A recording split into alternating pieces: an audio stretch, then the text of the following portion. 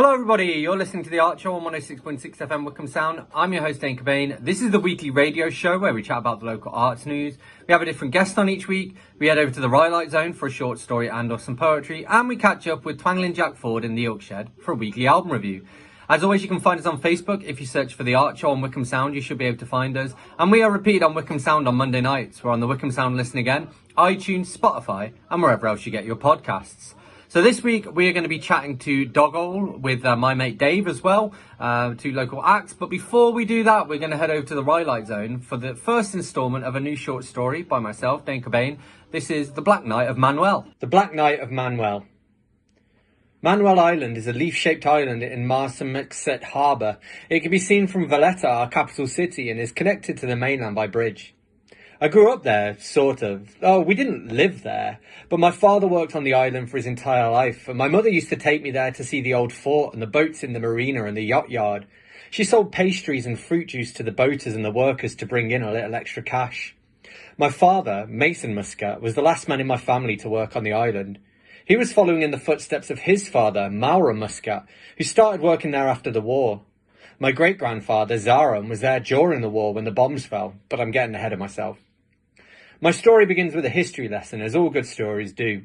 Manuel Island has always held a special place in my heart, and so I've researched it as much as is possible for someone like me, someone who's not technically savvy and who didn't have much of an education. In 1570, 50 years after the height of the Renaissance, Manuel Island was acquired by the cathedral chapter of Medina, the old city. Medina was our capital city until the end of the Middle Ages, but these days there are only a couple of hundred people living within its walls. Another 10,000 or so live in Rabat, but there are 50 times as many as that in Valletta. When the island was bought by the Medinites, and you'll have to forgive me if I made that word up, it became the property of the Bishop of Malta. That was when it got its first name, Il Jazira Taliskov, which means Bishop's Island. Folks were pretty literal with their names back then. Not long afterwards, in 1592, there was an outbreak of the plague, which led to a quarantine hospital called the Lazaretto being built. That hospital was made out of wood, but it was replaced 50 years later by a more permanent one, like something out of the Three Little Pigs.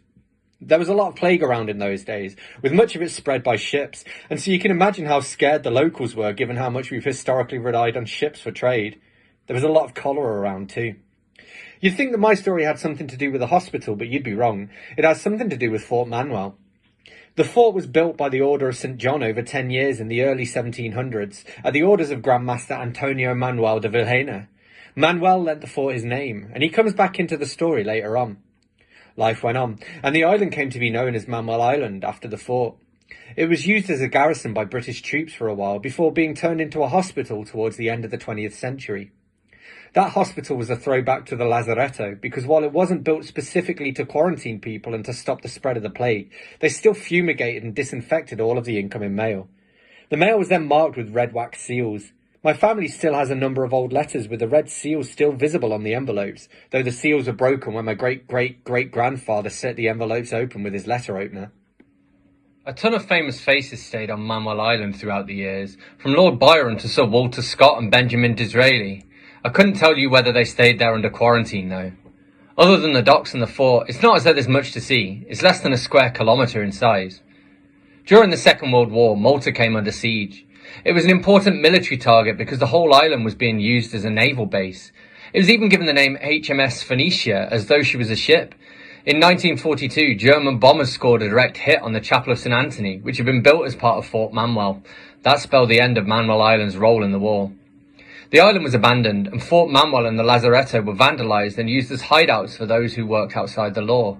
It was a dark time for Manuel Island.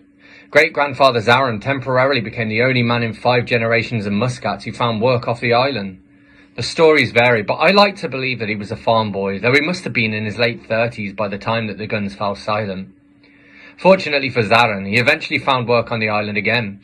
The Lazaretto was reopened as a hospital at the end of the 1940s, and he was employed first as a builder and handyman and later as a porter. He carried on working there until the day he died, dropping down dead of a heart attack in the middle of the cardiac ward. You can say this about great-grandfather Zaran. He had a natural flair for the dramatic. The Lazaretto closed for good in the 1970s after the British Navy left.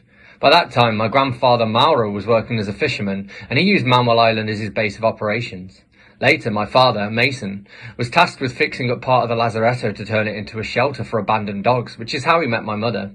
She was 10 years younger than him and barely out of her childhood when my father saw her feeding the dogs with scraps of food that she'd saved from her own family's table. And I'm glad he did, because that chance meeting on Mammal Island is the reason why I'm here today. These days, there are plans for Mammal Island to be restored and converted into houses, offices, shops and restaurants. If people can dream it, they've dreamt it for Mammal Island. There's even talk of building a casino and a couple of hotels with an underground car park to link them all together. My brother, Mikhail, is hoping to continue the family tradition and to work on the site with my nephew, Stefan, but perhaps it's just talk. I won't believe it until I see them bringing in the machinery. So, you're probably wondering where the ghosts come in. Well, Mammal Island used to have 6 cemeteries, but they've been built on throughout the centuries, and so only one of them is left. I have no idea where the other 5 burial grounds are, but I guess that building on top of them didn't do much to help the ghost problem. It never does. Malta and Mammal Island are home to hundreds of ghosts if the reports are to be believed, but I want to tell you about the Black Night of Manuel. That was the first part of the Black Night of Manuel by myself, Dane Cobain, for this week's entry into the Right Light Zone. You're listening to the Archer on 106.6 FM Wycombe Sound, and this is Glenda Benavides with Walking. Walking my way down that dirty old road, and I'm walking my way down, and I lost my soul.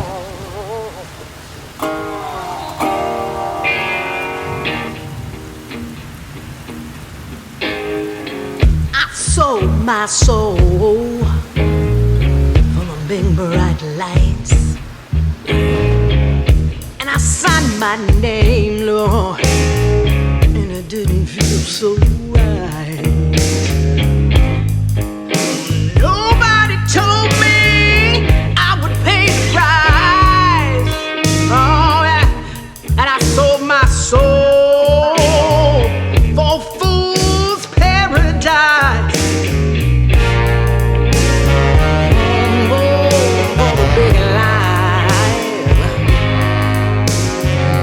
You gotta pay the price.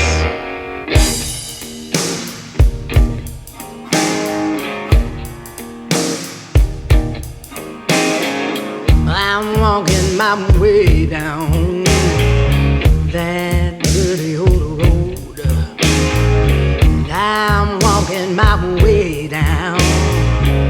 I don't wanna go. I'm walking my way down for something I owe, and I'm walking my way down, and I don't wanna go.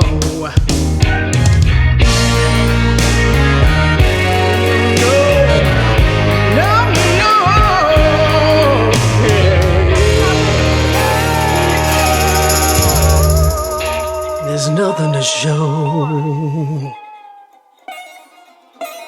Listen up, he said this. Now time to pay. Ooh, always calling my name. There's no way out of this. This trouble you say. Oh, I played my cards, and there's no one to play. The devil that won my soul in his con game.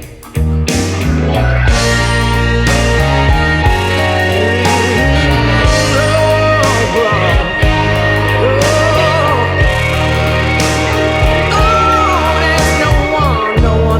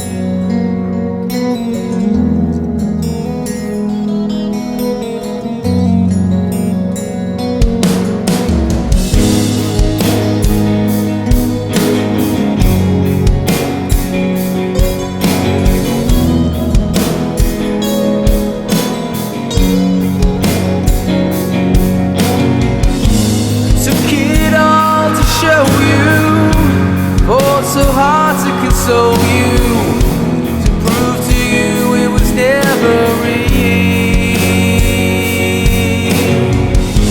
Shrouds of darkness slip from you when you hear these thoughts were untrue. There was nothing there to reveal. But whatever I tell you, whatever I said, you never understood me. Always refused to believe. But everything we seem to try, it always proves too hard. Never stop to think about how all of this broke your heart. Everything around us was falling apart at the seams.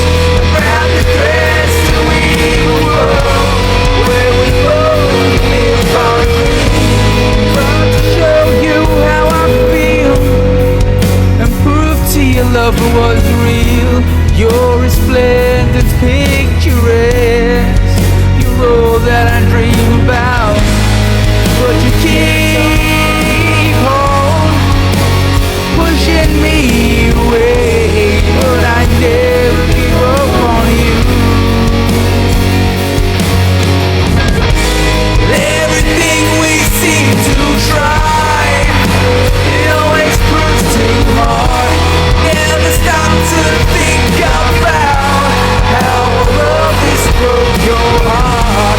Everything around us was so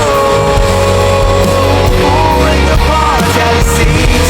I grab the threads to weave a world where we both can live our dreams.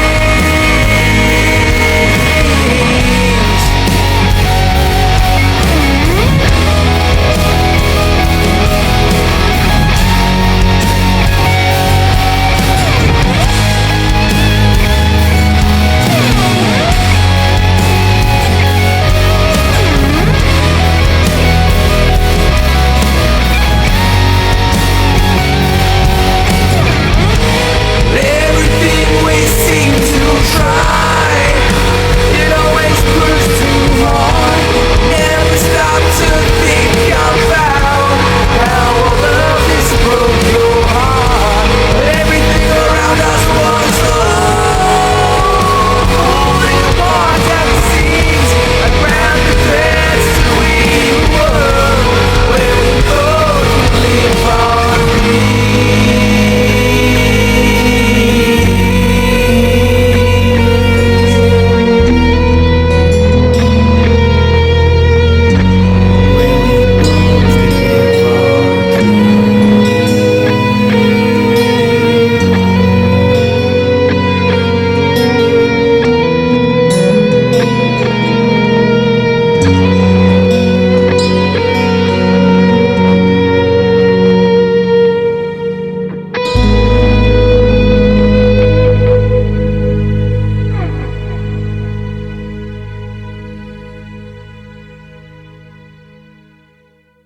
That was Umar Arar with Live Our Dreams, recently got married. Congratulations, Umar.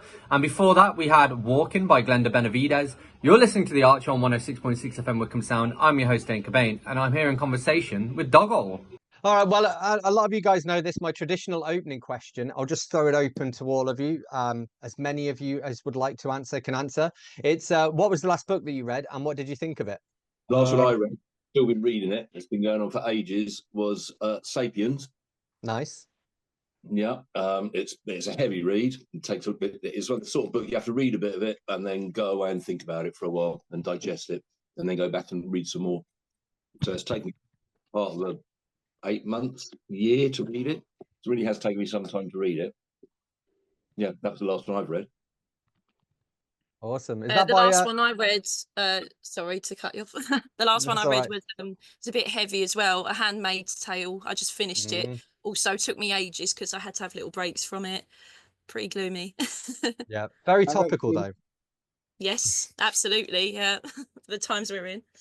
And mine was The Last Night at the Stardome Lounge, which is by M.R. Carey, who wrote the novel that the girl with all the gifts. Mm-hmm. Funny, he was. I actually interviewed him really early on, about 10 years ago, because I used to do interviews for my book blog. So that was back in the day before, because it got turned into a movie, and he was working on the movie script for that at the time. And obviously since then he's put a load of new stuff out. But I haven't read that one, so I'll have to pick that up. I really like The Girl with All the Gifts, though. Yeah, it's fairly new. It's something like 80 something pages. It's very, very short. Yeah. But yeah, it's very nice. Cool. I'll check it out. Okay, great. So obviously, I want to chat to you guys about the band today, and I wondered if one of you can elect one of you as your little spokesperson to say what's the band called, who's in it, and what instruments do they play. That'd be me then. Okay. Do you want to do me, Dave first, or Doggo first? Do Doggo. Doggle is a band, and it's just a band, and it has William Harper on guitar, Kel on banjo, Mandy on drums, Tabs on bass, and myself, Trotsky, on washboard. We also have Dexter if we're very lucky. Dexter can only do a certain amount of gigs, but if we can have him, then we have him, and he plays cajon, and we all sing. Awesome. And yeah, you've got my mate Dave supporting you guys as well. So yeah, Claire, Matt, if you want to give us the lowdown. That just disappeared. So my mate Dave is upcycled, bright folk, and between us, I play ukulele, Kel plays banjo, Matt plays the flute, and Ali plays fiddle, and we also all four sing in harmony. Awesome. And so you've got a gig coming up. It'll be sort of not long after this airs. So what can you tell us about that gig? Where is it? When is it? And why should people come along? We're playing at the Arts Centre on the 6th of December. We're doing a mini tour, I suppose you could say, with Cobain, which is going to be quite fun, with a little road trip involved, because we're going to play the Arts Centre and then we're going down to Bridport to go to the seaside and eat ice cream and chips and stuff. Yeah, it'd be fun. It's like a double headliner, I believe. First time that Dog Old have played in Wycombe, I think. It is, yeah. Yep. Certainly at the Arts Centre. We haven't played the Arts Centre for a while. We did a thing with the prefects a little while ago, but yeah, it's been a while since we played the Arts Centre. But it should be really good fun. I mean, both bands are pretty raucous. Both bands are a bit sweary. One's acoustic, obviously, my mate Dave, and the other one electric. So yeah, it's going to be great. Bring your friends, bring your party pants, wear your dancing shoes, and yeah, it's going to be fun. Yeah. And it's free entry. Oh, brilliant. There's no excuse then. That's the best price, free. Cool. And you mentioned that obviously you've got the Devil's Prefects as well. I mean, you're kind of part of kind of a community where a lot of people are in bands together, or have been on tour together, or have played shows together. What other groups are there apart from obviously Dog Owl and my mate Dave that you guys are either in or associated with? So we've got so there's Dog Owl, my mate Dave, the Devil's Prefects, and Lunar Barge. We've all got similar members, and then we all try to play similar festivals and gigs together, because we all have a really different sound as well. So it's so Dog Owl's sort of more folk punk. My mate Dave is, as Claire said, bright upcycled folk with an acoustic. Lunar Barge is like indie folk. It's stompy and upbeat as well, but it's got a different sound again. And then the Devil's Prefects is ridiculous comedy country.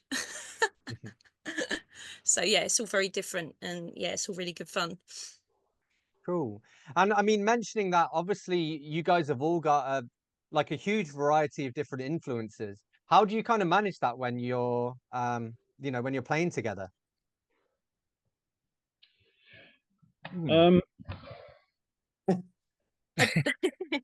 I don't know. Do you manage influences? One says, I know this. Um, You like this song, and someone says, it's like, well, no, I don't. Brilliant. That's how it works. Yeah. Kind of how, Yeah. kind of how it works. I mean, there's quite a lot of influence amongst the group of us as well. I mean, in Doggle, Tabitha does stuff that's not associated with the collective. She does stuff on her own, and Mandy does as well. Matt does jury service. We've just started up another little kind of offshoot thing with Alfred, with Ali, fiddle player, and Phil, husband, was Ragged Magpies as well. So there's lots of fingers in lots of musical pies, I think, which is quite nice. You know, it's nice to have lots of different influences. But yeah, and they're all very different, like you say. Cool. And in terms of sort of covers versus originals, so I know you both do a little bit of both. Let's start with the originals first. So what kind of stuff do do both of you guys write songs about? Well, whatever. Yeah, whatever comes up, really. Go on, Trotsky, Claire, tell them your method of songwriting. Go on. Who? Me? Yeah, you. I wrote one song because I had an idea for a t-shirt design. Nice. I thought it needed a song in order to do the t-shirt. So I wrote the song just so I could do a t-shirt. But it was just one song. I haven't written any more songs about t-shirts yet. So I've written a couple of songs, only two. I mean, Kel's really the most prolific songwriter between us. But the songs that I wrote, one of them was inspired about somebody getting cross about someone else's sandwich filling in a queue for a sandwich, and it just occurred to me that kind of was a good analogy for people getting a bit cross with people about their body choices and about people being gay or whatever. When it wasn't up to them, really, it's up to the person themselves. It's got nothing to do with anyone else. It's just, it's just choices. So yeah, that's how Subway came about. And the other one was kind of a cross between a song and a poem, which is Tribe, which is basically was inspired by being very drunk in my truck at Something Else Festival years ago, and listening to my friend Ree Crutchley singing around the fire. And I sent Kel a message saying, I want to write a song about this feeling, about how it's really nice and this lovely community that we know. And I want to write a song about it. And about 4 years later, it finally came into happen. Took a little while to birth that one. And that's called My Tribe. And that's basically what it's about. It's about the community of people that we know and that we hang out with in the summer. So cool. yeah. But Kel, like I say, Kel's the most prolific songwriter of all of us. Yeah. I've written quite a lot of songs for my mate Dave and a couple for Doggle. Though, yeah, Trotsky's written the most for Doggle, and I like to say the song topics for Doggle are the clowns, clowns, the apocalypse, and Dot Cotton. It's the apocalypse as if it was a holiday destination. Yeah. So, and then topics for my mate Dave's songs, I don't really know how I started writing them. It's just usually I'll find some sort of tagline, like sort of the main catchy bit, and then sort of write the song around it, I guess. So cool. Yeah.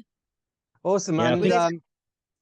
Most recently, the songs that came written for us have been about going up to London to party together. That's called Party Trip. About people being a little bit awkward, a little bit social anxiety. About a grumpy old bloke on the bus as well. Oh yeah, that was one. Yeah, you remember them better than me. A few ones, yeah. Those are kind of not recent. Chin Up's not particularly recent, but the other two. That's one of our first. Yeah. But yeah, the Party Train one, I think, is probably my favourite at the moment, actually. Yeah, it's good fun. Yeah. Now, I think one of the reasons that Doggle came together was if you're a songwriter, you write a song, and sometimes that song doesn't fit the band you're in. Yeah. So Doggle is kind of like all the songs that didn't fit into other bands that we had, and so it's quite a mix. Yeah. You're listening to the Archer on 106.6 FM Wycombe Sound. I'm your host, Dane Cobain. I'm here in conversation with Doggall, and this is Doggall with Dot Cotton.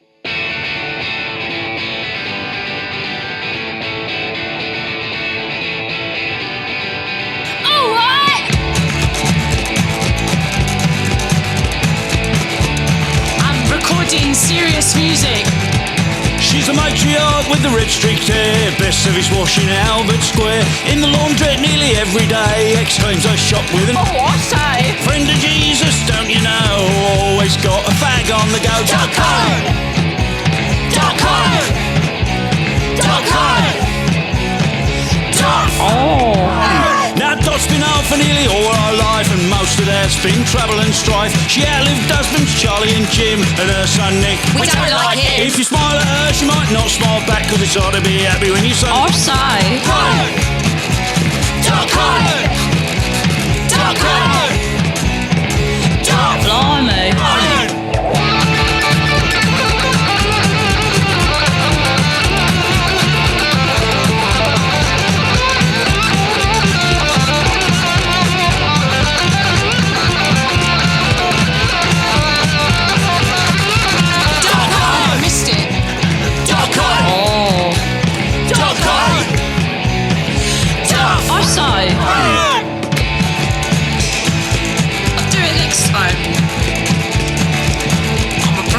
Musician. In 2884 episodes, Dot's a legend, she taught us loads. When your back's against the wall, stand proud in a blue checked overall. Dot can handle anything with a teacup of sherry and a super king. Dot Cotton.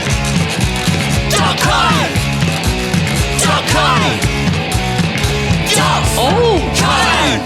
Na na na na na na na. Na na na na na.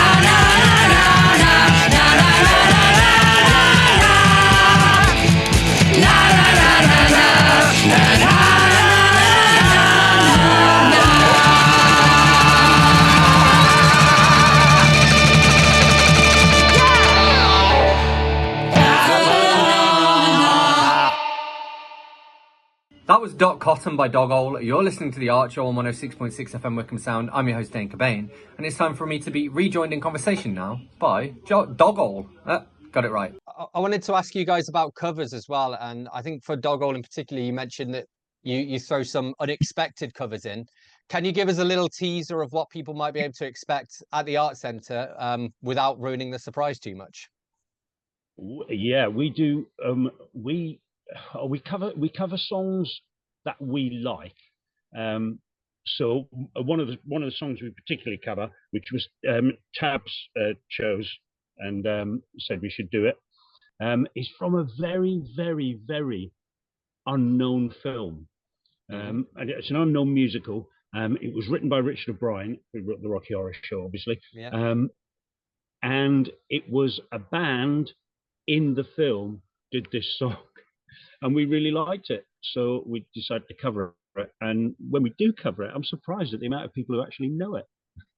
I wanted to ask you, and again, I think this is from Doggall, but applies very nicely to my mate Dave. But the word mischief was used. And I wondered, what kind of mischief do you get up to? What can you tell us about some of the mischief you've got up to that's radio friendly, should we say? That's me out. There'll be this kind of like long silence. Maybe that's another one that people will have to come to the show to see the mischief in person. Yeah, I think it's just about having fun mischief, just having a laugh, because, music should be like that. It should be fun. It should be fun being in a band. So Yeah. We're always picking on each other. I don't pick on anybody. I'm nice to everyone. Some All of right, us I even pick on you, Trotsky, sorry. Yeah, she does. She wants to put my shoes on the stove. some of us even put their own band into hedges, don't they? Oh, that did happen once. Yeah, it did. That was me as well. Yeah. I pushed Matt down a hill once. Yeah. What's that? I pushed Matt down a hill once as well. Wasn't on stage. Wasn't on stage though. No. Oh, so you mentioned as well that you've got your festival bingo card, the Dog All Up. What's next on your festival bingo card? And Matt and Claire, what would you put on your one? What ones would you like to tick off? Whichever one will have us. Yeah. Yeah, same for us. Well, Yeah, we yeah. would particularly Anyone like that had us. we Yeah. would particularly like to play in the Bimble Inn at Beautiful Days, though. Yeah. Oh yeah, yeah. It would be good. That would be really nice. It's really hard to get the people from the Bimble Inn to give you a gig because they don't Yeah. necessarily leave their emails. But it'd be really nice. Anybody who's listening to the Bimble Inn, knows the Bimble Inn, or knows Beautiful Days, maybe you could start a campaign and harass them, and maybe they'll book us. You never know. You never know. Yeah. I'd like to headline Glastonbury just for the money. Yeah, that'd be all right. Yeah. Oh yeah. You're not old enough. You're not as old as Rod Stewart. Yeah, they got Rod Stewart. Yeah, this- well, how old's yeah, no, I'm not as old as Rod Stewart. No, I'm much better looking. Well, on that the similar note, and I guess the answer might be the same, which is who are some of the acts that you'd like to perform with? Again, is that just a case of, you'll take anyone, or are there some particular people on your bucket list that you'd love to play alongside? Oh, that's tricky, isn't it? Oh. There's so many. Yeah, so many. Yeah, there's so many. There's loads of really good musicians out there and great bands. Yeah, that's a tricky question, actually. I'd love to do a gig with Millie Manders and the Shut Up, who recently came to Wycombe. That would be brilliant. Yeah, that would be really good. Yeah. I mean, we are going to be playing. My mate Dave are going to be playing on the same bill as Three Daft Monkeys in the summer, which is really nice. They're here for the music, but yeah, I don't know really who would be the dream band. God, I don't know actually.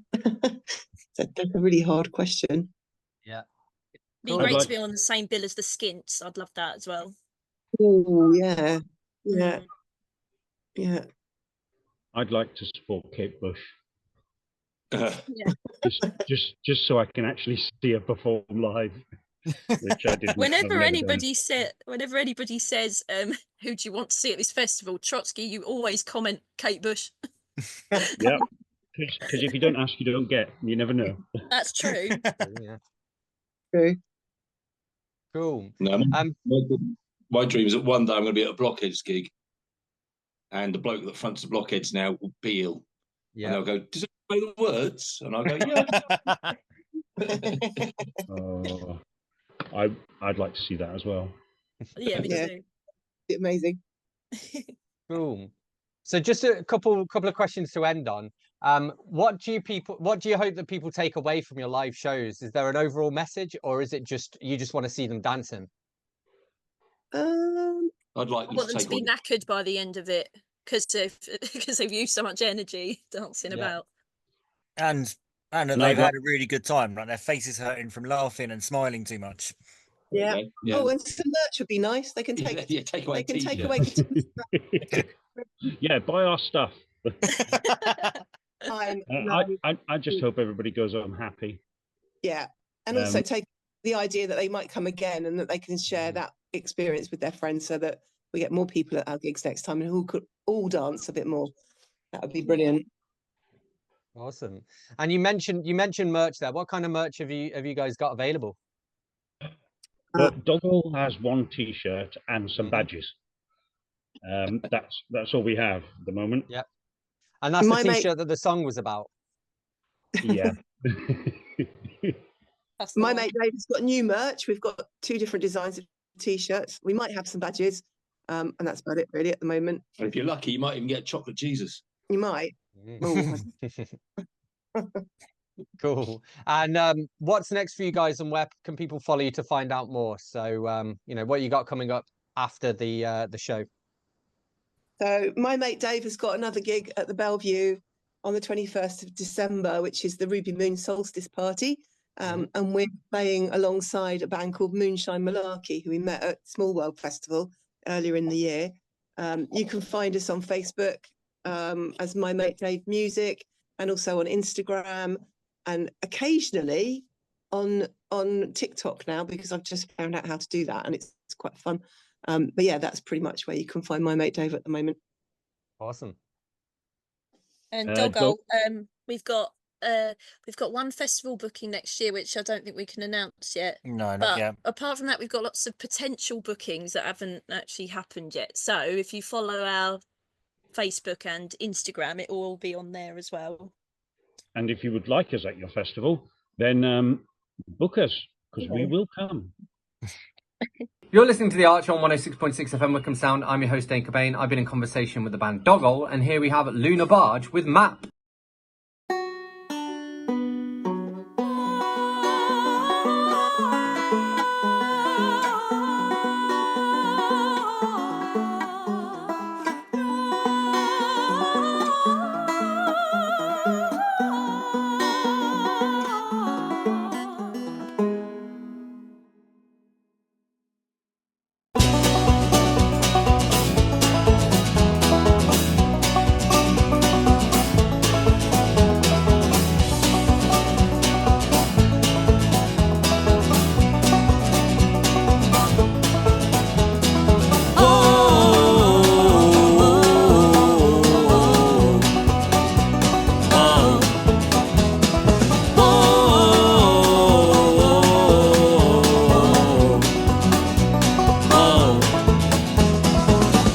I've been staring at this pirate's map for what seems like forever. Now I know where the X belongs. I finally found that treasure. Whoa, there's no monsters here. Now we're off the map. We're free to sail forever. There's no monsters here. We've left them all behind, my dear.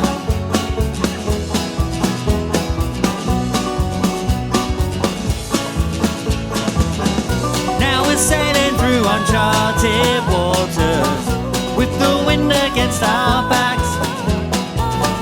Just the two of us upon this ship, and the compass says we are on track. Whoa, there's no monsters here. Now we're off the map. We're free to sail forever. There's no monsters here. We've left them all behind, my dear. Behind, my dear.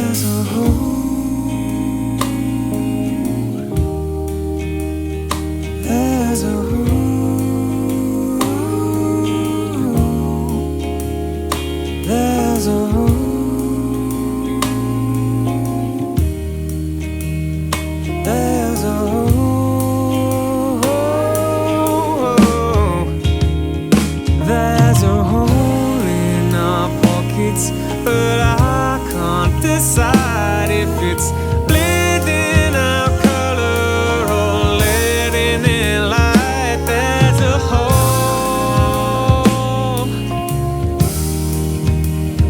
There's a hole.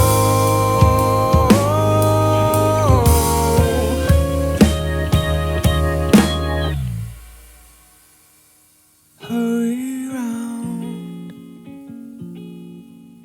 You've got your worries round. You let your come around. Lose all it's been. When you've got your worries round, I can't compete. When you've got your worries round, there's no room for me. When you've got your worries round, lose all you see.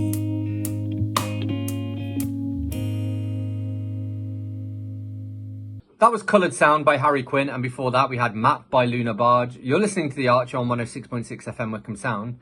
And this is, we're going to head over to the Ilk Shed now to catch up with Twangling Jack Ford for this week's album review. The Human League, Dare. There is only one track by the Human League that I have actually hated, but that hatred has stopped me from listening to this album, which was released in 1981, right up until I recently found a copy at the record sale at the Wycombe Arts Centre. That song is Don't You Want Me Baby, obviously. It is the synth pop Wonderwall. I even liked the other songs that I'd heard off this album, and many of their later hits. The original Human League were like the Sheffield Kraftwerk, two serious sound boffins who recruited a guy called Phil Oakey because he looked like a pop star, rather than because he sounded like one. They had a song called Being Boiled that was played by John Peel. But while us Southerners were revelling in a glorious day-glow post-punk powder and paint new romantic ant music party, the Human League were very much northern monotone monochrome. Then they had what was probably the most successful split in the history of modern music. Two of them went on to produce Tina Turner and have hits under the name of Heaven 17, while Phil Oakey, along with their visual designer, found a couple of young girls dancing in a disco and recruited them as backing singers.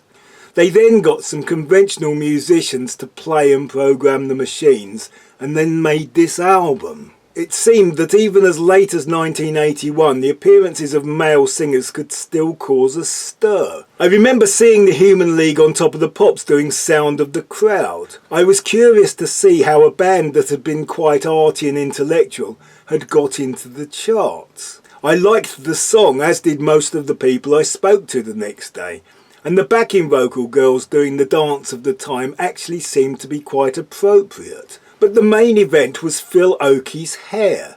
Not the makeup or the big dangly earring, but the asymmetrical hair hanging down one side of his face in what looked like a very inconvenient manner. It was not that it was gender bending or even androgynous, though it did seem a bit subversive and sexy. At the time it would have looked equally odd on a woman. It was more like something from science fiction. A Blake's 7 villain or the missing singer from the Star Wars Cantina band.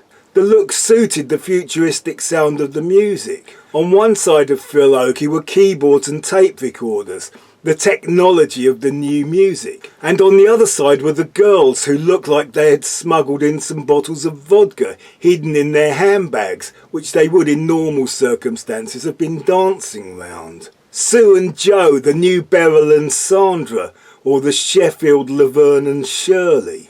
Oakey was still the guy with the strange hair when they had their next hit, Love Action. It was tonsorial genius, a PR lesson learnt from the days of the Fabs and the Stones. The album is darker than I expected, especially when compared to the banal triviality of Don't You Want Me Baby. I can see why it is considered to be important, groundbreaking and influential. Even with all their in-your-face flamboyance, they were still the Sheffield Kraftwerk. The tracks have the robotic Lindrum that you expect from 80s synth pop, but everything is much more interesting than all the stock Aitken Waterman, JC Kylie, Bananarama bubblegum that came to dominate the charts and airwaves. Or even the Vince Clarke, Depeche Mode, Yazoo and Erasure chirpy earworms. It is somehow heavier and riffier, yet it is also more colourful, more like Gary Newman's Cars or Soft Cell's Exotic Cabaret. The synth bass is very punchy, and the textures created by the synths go well beyond that buzzing pad noise that filled up so much space at the time. They can be unnaturally clean and bright, but also unnaturally dirty and distorted. I am particularly glad to have rediscovered the song Open Your Heart. Phil Oakey is no great singer, but he is a master of melody. I'm also glad to find that Don't You Want Me Baby is very skippable, being as it is the last track on side 2. The Human League. Dare. The Sweet. Greatest Hits. A CD I got from the Florence Nightingale charity shop in Beaconsfield. The Sweet were 4 musicians put together to perform songs written by the songwriting partnership of Chin and Chapman. They were given rather silly bubblegum earworm songs and were dressed in the satin glam rags that were becoming the look of the early 70s. Songs like Little Willie and Wig Wham Bam were saucy and disposable, like musical seaside postcards. Songs like Funny Funny, Papa Joe, Coco and Alexander Graham Bell were just annoying. But things started to improve with the rather frantic song Hellraiser. That was when the vocal-heavy, family-friendly novelty songs gave way to heavy, distorted guitars playing tried and tested rock and roll riffs, with stacked Queen-like screeching harmonies and gender-bending outfits, with makeup and camp posturing as they wholeheartedly jumped on the glam rock circus procession. Unfortunately for the Sweet, the song Blockbuster, which could have given them more credibility, was released about the same time that David Bowie released Jean Genie. It is not really fair to say that either copied the other, as they were both based on the same well-used blues riff. But Bowie had a reputation as a serious artist, and the Sweet were just a teeny bop band, a bit like the Bay City Rollers. Blockbuster is, however, really good fun and almost had me on their side, but it was Ballroom Blitz that really won me over. My first band played it in our scout hut, and I've seen teenage bands playing it recently. It is fast and catchy with a great guitar sound, and it has the campy spoken bits that we expected from the Sweet. These short, overexcited speeches were performed by Steve Priest, the bass player with the drag queen makeup. I watch American and Canadian YouTubers listing rock bands, and they will often talk about the music Sweet made, after they'd dropped the definite article. Sweet wrote some decent pop rock hits, like Love Is Like Oxygen, Action and Fox on the Run. These YouTubers are probably not aware of the embarrassing early songs. Action is fast and furious pure proto-punk with insane soloing, and the song Peppermint Rock is pure Rocky Horror 50s pastiche. One of my favourites from back in the day was a Chin and Chapman song called The 16s. Maybe because it expressed how you know it ain't easy when you're part of the 16s, which I was, and it wasn't. This CD is from the period where they were still hired hands that occasionally got to record songs of their own. Mike Chapman went on to produce Blondie. The Sweet Greatest Hits. Big thank you to Twangling Jack Ford for this week's album review. Thank you to Doggall for being this week's guest. Thank you to everyone whose music I've shared.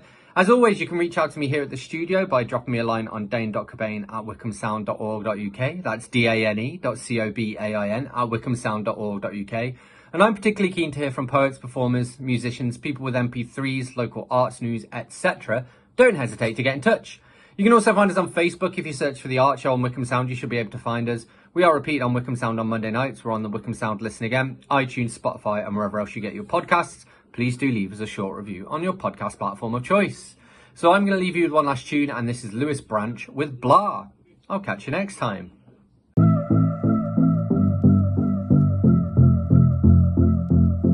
I'm so over everything. Love songs dancing in the rain. I'm so over feeling tired. I've been running around chasing all your lies, blah, blah. And now I'm bored of hearing you talk, bored of hearing your thoughts, bored of hearing what's on your mind. So can you just shush? Bored of hearing you talk, bored of hearing your thoughts.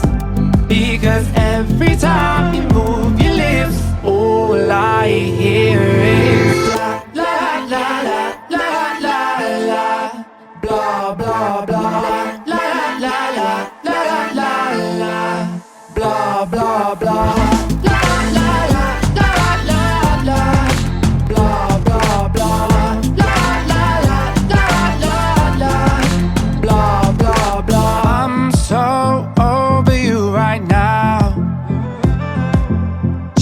Love promises, fake smiles. I'm so over feeling tired. I've been running, running, running all night. And now I'm bored of hearing you talk, bored of hearing your thoughts, bored of hearing what's on your mind. So can you just shush? Bored of hearing you talk, bored of hearing your thoughts. Because every time you move your lips, all I hear is la la la la la la, blah blah blah, la la la la la la, blah blah blah.